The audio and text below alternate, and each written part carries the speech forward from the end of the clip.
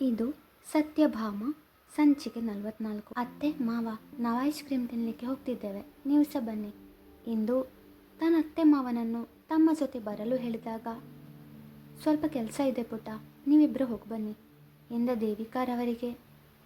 Aunty, ಕೆಲಸ ಎಲ್ಲ ಆಮೇಲೆ ಮಾಡ್ಬೋದು, ಇವಾಗ ಬನ್ನಿ. ಅಂಕಲ್, ನೀವು ಬನ್ನಿ ಎಂದು ಅವರನ್ನು ಒತ್ತಾಯ ಮಾಡಿದ ಅಚಲ್. ಅವನ ಒತ್ತಾಯಕ್ಕೆ ಮಣಿದು ಇಬ್ಬರು ಅವರ ಜೊತೆ ಹೋಗಲು ಸಮ್ಮತಿಸಿದರು. ಐಸ್ ಕ್ರೀಮ್ ಪಾರ್ಲರ್ಗೆ ತಲುಪಿದವರು ಕಾರ್ನರ್ ಟೇಬಲ್ನಲ್ಲಿ ಕುಳಿತರು. ಅಂಕಲ್, ಆಂಟಿ, ನಿಮಗೆ ಯಾವ ಫ್ಲೇವರ್ ಐಸ್ ಕ್ರೀಮ್ ಹೇಳಿ? ಅಚಲ್ ಮೆನು ಕಾರ್ಡ್ ನೋಡುತ್ತಾ ಕೇಳಿದ. ನಮಗಿಬ್ಬರಿಗೆ ಬಟರ್ ಸ್ಕಾಚ್ ಎಂದರು ಜಿತೇಂದ್ರರವರು. ಭಾಮ, ನಿಂಗೆ? ಭಾಮಳತ್ತ ನೋಟ ಹರಿಸಿ ಕೇಳಿದವನಿಗೆ, ನನ್ನಿಷ್ಟ ನಿಮಗೆ ಗೊತ್ತಿಲ್ಲವಾ? ಜಾಸ್ತಿ ಆ್ಯಕ್ಟಿಂಗ್ ಬೇಡ ಮಾರೆ ಎಂದಳು ಮುಖ ತಿರುಗಿಸಿ. ಅವಳ ಮಾತಿಗೆ ನಕ್ಕವ 2 ಫ್ರೂಟ್ ಪಂಚ್ ಹಾಗೂ 2 ಬಟರ್ ಸ್ಕಾಚ್ ಆರ್ಡರ್ ಮಾಡಿದ. ಭಾಮ, ನಿಂಗೆ ಐಸ್ ಕ್ರೀಮ್ ಅಂದರೆ ತುಂಬ ಇಷ್ಟ ಅಂತ ಅನಿಸುತ್ತೆ. ಒಂದೊಂದು ಸ್ಪೂನ್ ತಿನ್ನುವಾಗ ಅವಳು ಆಸ್ವಾದಿಸುತ್ತಿರುವುದನ್ನು ನೋಡಿ ಕೇಳಿದರು ದೇವಿಕಾರವರು. ಬರೀ ಇಷ್ಟ ಅಲ್ಲ ಆಂಟಿ, ಪ್ರಾಣ. ಬೇಕಿದ್ರೆ 3 ಹೊತ್ತು ಐಸ್ ಕ್ರೀಮ್ ತಿಂತಾಳೆ, ಜ್ಯೂಸ್ ಕುಡಿತಾಳೆ ಎಂದು ಅವಳನ್ನು ಛೇಡಿಸಿದ ಅಚಲ್. ಹೌದು, ಅದಕ್ಕೆಂತಾಯ್ತು ಈಗ? ಅತ್ತೆ, ನನಗೆ ಹೊರಗಿನ ಫುಡ್ ಜಾಸ್ತಿ ಇಷ್ಟ ಇಲ್ಲ. ಹೊರಗೋದ್ರೆ 1 ಗ್ಲಾಸ್ ಜ್ಯೂಸ್ ಇಲ್ಲ ಐಸ್ ಕ್ರೀಮ್ ತಿಂತೇನೆ. ಮೊದಲು ತುಂಬ ತಿಂತಿದ್ದೆ, ಮತ್ತು ನನಗೆ ಡೈಲಿ ಶೀತ ಆಗ್ತಿತ್ತು. ಆಗ ಅಮ್ಮ ಬೈಲಿಕ್ಕೆ ಸ್ಟಾರ್ಟ್ ಮಾಡಿದರು. ಅದಕ್ಕೀಗ ಸ್ವಲ್ಪ ಕಡಿಮೆ ಮಾಡಿದ್ದೇನೆ ಎಂದು ವಿವರವಾಗಿ ನುಡಿದವಳು ಐಸ್ ಕ್ರೀಮ್ ತಿನ್ನುವತ್ತ ಗಮನ ಹರಿಸಿದಳು. ಮಾತಿನ ನಡುವೆ ಎಲ್ಲರೂ ಐಸ್ ಕ್ರೀಮ್ ತಿಂದು ಮುಗಿಸಿದರು. ಜಿತೇಂದ್ರರವರು ಬಿಲ್ ಹಣ ಕೊಡಲು ಹೋಗುವಾಗ ತಡೆದವ. ಅಂಕಲ್, ಇದು ನನ್ನ ಕಡೆಯಿಂದ ಟ್ರೀಟ್ ಎಂದವ ತಾನೇ ಬಿಲ್ ತೆತ್ತು ಬಂದ. ಅಚಲ್, ನಿನ್ನ ಕಡೆಯಿಂದ ಟ್ರೀಟ್ ಅಂದೆ, ಯಾಕೆ ಅಂತ ಕೇಳ್ಬೋದಾ? ಜಿತೇಂದ್ರರವರು ಕೇಳಿದಾಗ, ಹಾಂ ಅಂಕಲ್, ಒಂದು ಖುಷಿಯ ವಿಚಾರ ಹೇಳೋದಿದೆ ಎಂದವ ಮೂವರ ಕಡೆಗೂ ನೋಡಿ. ನನಗೆ ಮದುವೆ ಫಿಕ್ಸ್ ಆಗಿದೆ ಎಂದ ನಗುತ್ತಾ. ಜಿತೇಂದ್ರ ದಂಪತಿಗಳು ಖುಷಿಪಟ್ಟರೆ ಭಾಮಳ ಮುಖದಲ್ಲಿ ಸಂತೋಷ ಮಿಶ್ರಿತ ಅಚ್ಚರಿ. ಅಚ್ಚು, ನೀನು ನಂಗೆ ಈಗ ಹೇಳುದ ಮಾರೆ? ಅದಕ್ಕೆ 2 ವಾರ ನಿನ್ನ ಸುದ್ದಿ ಇರಲಿಲ್ಲ, ಹುಸಿ ಮುನಿಸಿನಿಂದ ನುಡಿದಳು. ಕೋಪ ಮಾಡಬೇಡ ಮಾರೇತಿ, ನಿಂಗೆ ನನ್ನ ಲವ್ ಸ್ಟೋರಿ ನೆನಪಿರ್ಬೇಕಲ್ಲ ಎಂದು ಕೇಳಿದ. ಹೌದು ಎಂಬಂತೆ ತಲೆ ಆಡಿಸಿದಳು. ಮನೆಗೆ ಹೋಗ್ತಾ ದಾರಿಲೆಲ್ಲ ಹೇಳ್ತೀನಿ, ಇವಾಗ ಬನ್ನಿ ಹೋಗೋಣ ಎಂದವ ಮುಂದೆ ಹೆಜ್ಜೆ ಹಾಕಿದರೆ ಮೂವರು ಅವನನ್ನು ಹಿಂಬಾಲಿಸಿದರು. ಜಿತೇಂದ್ರರವರು ಡ್ರೈವಿಂಗ್ ಸೀಟಿನಲ್ಲಿ ಕುಳಿತರೆ ಅವರ ಪಕ್ಕದ ಸೀಟಿನಲ್ಲಿ ಕುಳಿತ ಅಚಲ್. ಅತ್ತೆ ಸೊಸೆ ಇಬ್ಬರು ಹಿಂದಿನ ಸೀಟಿನಲ್ಲಿ ಕುಳಿತರು. ಈಗ ಹೇಳು ಅಚ್ಚು, ನಿನ್ನ ಲವ್ ಸ್ಟೋರಿ ನನಗೆ ನೆನಪುಂಟು, ನಿನ್ನ ಜೂನಿಯರ್ ಅಲ್ಲ ಅವಳು? ತನಗೆ ನೆನಪಿರುವುದನ್ನು ಹೇಳಿದಳು. ಹೌದು, ನಂದು 1 ವೇ ಲವ್ ಆಗಿತ್ತು. ಕಾಲೇಜಿನ ಸಮಯದಿಂದಲೂ ಅವಳನ್ನು ತುಂಬ ಪ್ರೀತಿಸ್ತಿದ್ದೆ. 3 ವರ್ಷದ ನಂತರ ಅವತ್ತು ನಮಗೆ ಕಾಲೇಜಲ್ಲಿ ಲಾಸ್ಟ್ ಡೇ ಆಗಿತ್ತು. ಅವತ್ತು ಅವಳ ಬಳಿ ನನ್ನ ಪ್ರೀತಿನ ಹೇಳ್ಕೊಂಡೆ. ಆದರೆ ಅವಳು, ಅಪ್ಪ ಅಮ್ಮ ಒಬ್ಬ ಹುಡುಗನನ್ನೇ ಮದುವೆ ಆಗೋದು, ನನಗೆ ಲವ್ವಲ್ಲಿ ಆಸಕ್ತಿ ಇಲ್ಲ ಅಂತ ಹೇಳಿದ್ಲು. ಆವಾಗ ತುಂಬ ಬೇಜಾರಾಗಿತ್ತು. ಮನೆಯವರನ್ನು ಒಪ್ಪಿಸಿದರೆ ಆವಾಗ ಓಕೆನಾ ಅಂತ ಕೇಳಿದೆ. ಅವಳು ಏನು ಹೇಳಲೇ ಇಲ್ಲ. ಹೇಗೂ ಅವಳ ಮದುವೆಗೆ ಇನ್ನೂ ತುಂಬ ವರ್ಷವಿದೆ ಅಂತ ಅಂದ್ಕೊಂಡು ನಾನು ಹೈಯರ್ ಸ್ಟಡೀಸ್ಗೆ US ಗೆ ಹೋದೆ. ಸ್ಟಡೀಸ್ ಮುಗಿಸಿ ಬಂದಮೇಲೆ ಅವಳನ್ನು ಮೀಟ್ ಮಾಡಿ ಅವಳ ಒಪ್ಪಿಗೆ ಪಡೆದು ಮನೆಯವರ ಜೊತೆ ಮಾತಾಡೋಣ ಅಂದ್ಕೊಂಡೆ. ಆದರೆ ಅದಾಗಲೇ ಅವಳಿಗೆ ಮದುವೆ ಫಿಕ್ಸ್ ಆಗಿತ್ತು ಎಂದ ಬೇಸರದಿಂದ. ಆಮೇಲೆ ಏನಾಯಿತು ಅಚಲ್? ಆ ಹುಡುಗಿಯ ಮದುವೆ ಆಯಿತಾ? ಅವಳ ಹೆಸರೇನು? ಈಗ ಭಾಮಾಳಿಗಿಂತ ಆಸಕ್ತಿಯಿಂದ ಕೇಳಿದ್ದರು ದೇವಿಕಾರವರು. ನಾನು ಹಾಗೆ ಅಂದ್ಕೊಂಡಿದ್ದೆ ಆಂಟಿ.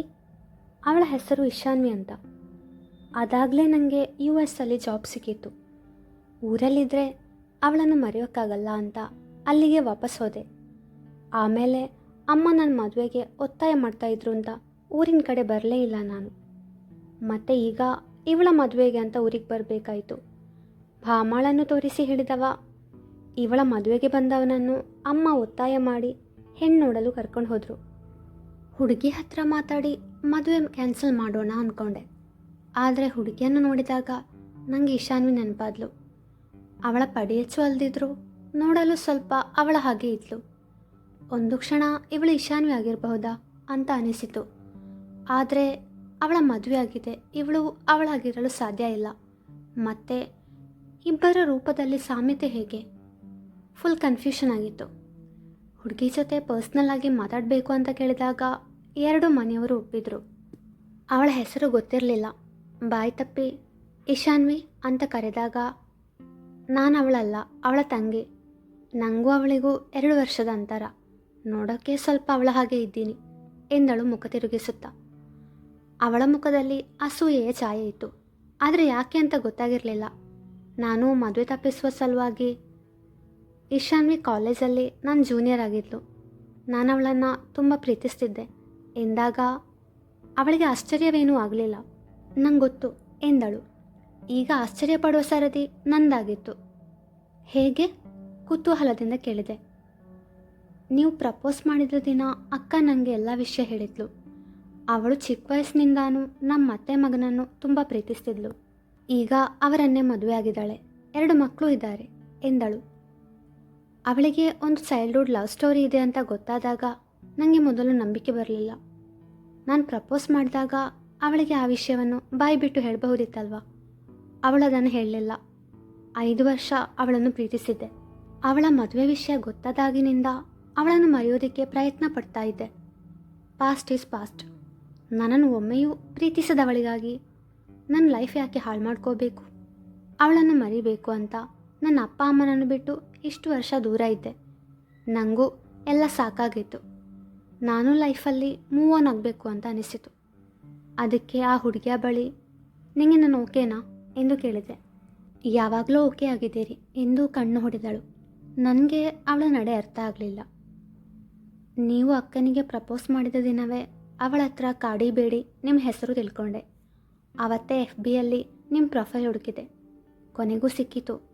ಅಕ್ಕನಿಗೆ ನಿಮ್ಮ ಫೋಟೋ ತೋರಿಸಿ ಇವರೇನಾ ಅಂತ ಕೇಳಿದಾಗ ಅವಳು ಹೌದು ಅಂತ ಹೇಳಿದ್ಲು. ನನಗೆ ನಿಮ್ಮ ಮೇಲೆ ಲವ್ ಎಟ್ ಫಸ್ಟ್ ಸೈಟ್ ಆಗಿತ್ತು. ಅಕ್ಕನ ಬಳಿ ಡೈಲಿ ನಿಮ್ಮ ಬಗ್ಗೆ ವಿಚಾರಿಸ್ತಿದ್ದೆ. ಹುಡುಗಿ ಪ್ರೀತಿನ ಒಪ್ಕೊಳ್ಳಿಲ್ಲ ಅಂತ ಅವಳಿಗೆ ತೊಂದರೆ ಕೊಡೋ ಹುಡುಗರನ್ನು ನೋಡಿದ್ದೀನಿ ನಾನು. ಆದರೆ ನೀವು ಮತ್ತೆ ಅಕ್ಕನ ಕಣ್ಣಿಗೆ ಕಾಣಿಸಿಕೊಳ್ಳೇ ಇಲ್ಲ. ನೀವೊಬ್ಬ ಜೆಂಟಲ್ ಮ್ಯಾನ್ ಅಂತ ಗೊತ್ತಾಯಿತು. ನಾನು ನಿಮಗೆ FBಯಲ್ಲಿ ರಿಕ್ವೆಸ್ಟ್ ಕಳಿಸಿದ್ದೆ, ನೀವು ಆಕ್ಸೆಪ್ಟ್ ಮಾಡಲೇ ಇಲ್ಲ. ಆದರೂ FBಯಿಂದ ನಿಮ್ಮ ವಿಷಯದಲ್ಲಿ ಅಪ್ಡೇಟ್ ಆಗಿದ್ದೆ. ಅಪ್ಪ ಅಮ್ಮಂಗೆ ನಿಮ್ಮನ್ನು ಪ್ರೀತಿಸ್ತಿದ್ದೀನಿ ಅಂತ ಹೇಳಿ ಮದುವೆ ಆದರೆ ಅದು ನಿಮ್ಮನ್ನೇ ಅಂತ ಹೇಳಿದ್ದೆ. ಒಂದಿನ ದೇವಸ್ಥಾನದಲ್ಲಿ ನಿಮ್ಮ ಅಮ್ಮನನ್ನು ನೋಡಿದ್ದೆ. ಅವರ ಪರಿಚಯ ಮಾಡಿಕೊಂಡು ನನ್ನ ಪ್ರೀತಿ ಬಗ್ಗೆ ಹೇಳಿದೆ. ಅವರು ಕೂಡ ಒಪ್ಪಿದ್ರು. ನೀವು ವಾಪಸ್ ಇಂಡಿಯಾಗೆ ಬರೋದನ್ನೇ ಕಾಯ್ತಿದ್ವಿ. ನನಗೆ ಸುತ್ತಿ ಬಳಸಿ ಮಾತಾಡೋ ಅಭ್ಯಾಸ ಇಲ್ಲ. ನಾನು ನಿಮ್ಮನ್ನು ತುಂಬ ಪ್ರೀತಿಸ್ತಿದ್ದೀನಿ. ಈ ಪ್ರಪೋಸಲ್ 2 ಮನೆಯವರು ಒಪ್ಪಿದ್ದಾರೆ. ಈಗ ನಿಮ್ಮ ನಿರ್ಧಾರದ ಮೇಲೆ ನಿಂತಿದೆಯಲ್ಲ ಎಂದಳು. ಸರಿ ಬಾ ಅಂತ ಹೇಳಿ ಎಲ್ಲರೂ ಇರುವಲ್ಲಿಗೆ ಹೋದೆವು. ನನಗೆ ಈ ಮದುವೆಗೆ ಒಪ್ಪಿಗೆ ಇದೆ ಅಂತ ಹೇಳಿದೆ. ಎಲ್ಲರೂ ಖುಷಿಪಟ್ಟರು ಎಂದ ಅಚಲ್ ನಡೆದುದೆಲ್ಲವನ್ನು ವಿವರಿಸಿದ. ಗುಡ್ ಡಿಸಿಷನ್ ಅಚಲ್, ಲೈಫಲ್ಲಿ ಮೂವ್ ಆನ್ ಆಗಬೇಕು. ಅಷ್ಟಕ್ಕೂ ಆ ವಯಸ್ಸಲ್ಲಿ ಒಂದು ಹುಡುಗಿಯನ್ನು ನೋಡಿದರೆ ಆಕರ್ಷಣೆ ಆಗೋದು ಸಹಜ. ಕೆಲವರು ಅದನ್ನೇ ಪ್ರೀತಿ ಅಂತ ಅಂದ್ಕೊಳ್ತಾರೆ ಎಂದರು ಜಿತೇಂದ್ರರವರು. ಅವರ ಮಾತಿಗೆ ನಗು ಬಿರಿದೆನವ. ಅಚ್ಚು, ನಿನ್ನ ಹೆಂಡತಿ ಆಗೋವಳ ಹೆಸರೆಂತದ? ಬಾಮ ಕೇಳಿದಾಗ ಅಹಲ್ಯ ಎಂದ ಅಚಲ್. ಅಂದು ಅಹಲ್ಯ ಶಾಪ ವಿಮೋಚನೆಗಾಗಿ ಶ್ರೀರಾಮನ ಆಗಮನಕ್ಕಾಗಿ ಕಾದು ಕುಳಿತ ಹಾಗೆ ನೀನು ವಿದೇಶದಿಂದ ಬರುವ ದಾರಿಯನ್ನೇ ಕಾಯುತ್ತಿದ್ದಳು ನಿನ್ನ ಅಹಲ್ಯ ಎಂದು ನಕ್ಕರು ದೇವಿಕಾರವರು. ಅವರ ನಗುವಿಗೆ ಎಲ್ಲರೂ ಜೊತೆಯಾದರು. ಮುಂದುವರೆಯುವುದು